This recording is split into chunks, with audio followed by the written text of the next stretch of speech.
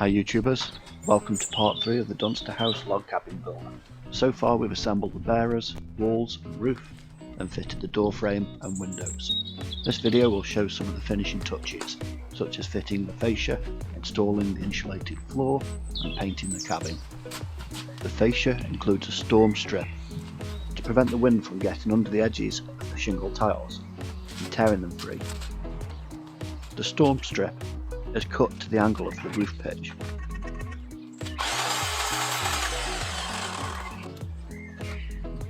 G-clamps help to lightly fasten the storm strip to the fascia, making it easier to screw them together. The storm strip is drilled with a 2 or 3 mm diameter drill to prevent the screw splitting the timber, then countersunk using a larger drill diameter.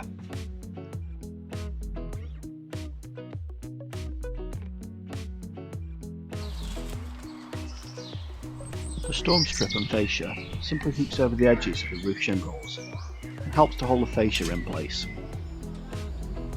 The fascia is marked level with the position of the purlins, then drilled so it can be screwed into the purlins.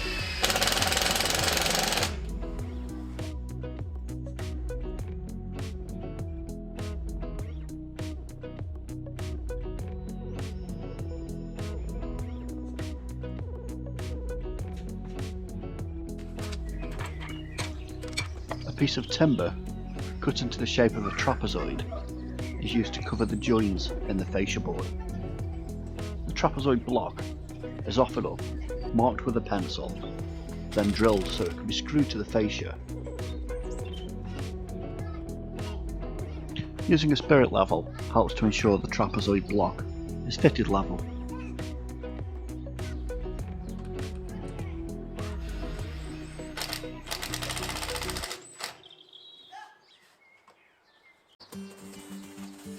Floor insulation is easily cut with a Stanley knife. This insulation is measured to be tight to fit between the bearers.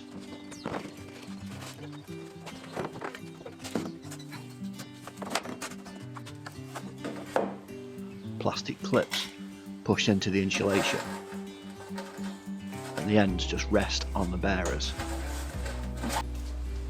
The clips closest to the walls have to be cut down so that they can fit on top of the bearers. The insulation can be a tight fit and sometimes needs a bit of gentle persuasion.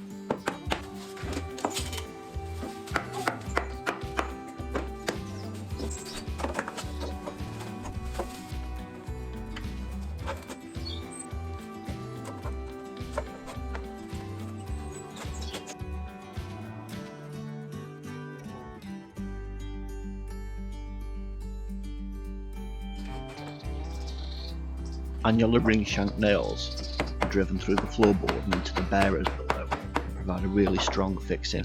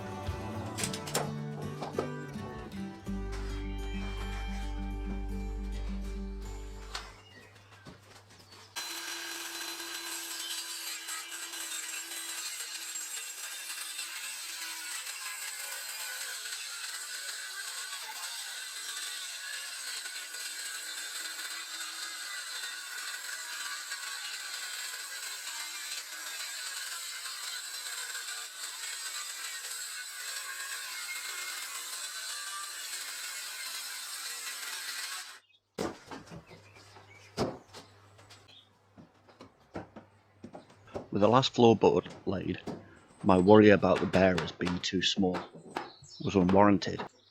The floor was actually quite solid, not bouncy at all.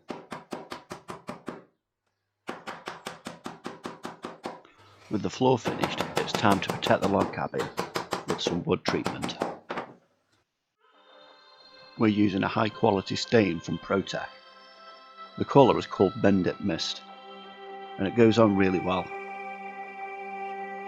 A few coats of this should give a couple of years of protection.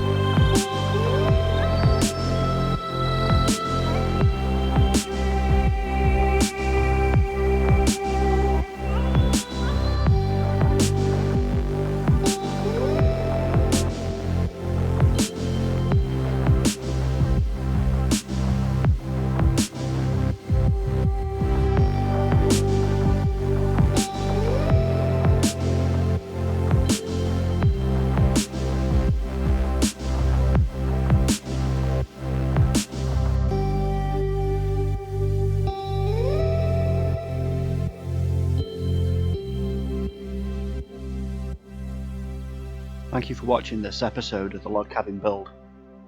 Lots of painting on time lapse, I know, but there's a hell of a lot of work that goes into treating the log cabin for the first time. The next part will be more interesting. The floors will be sanded, stained and treated with a homemade oil that costs a fraction of shop bought oils and is a completely natural product. I'll be making a short video showing how I make my own wood treatment for very little cost. Subscribe and click the alert notification, or check out my other videos by clicking one of these links.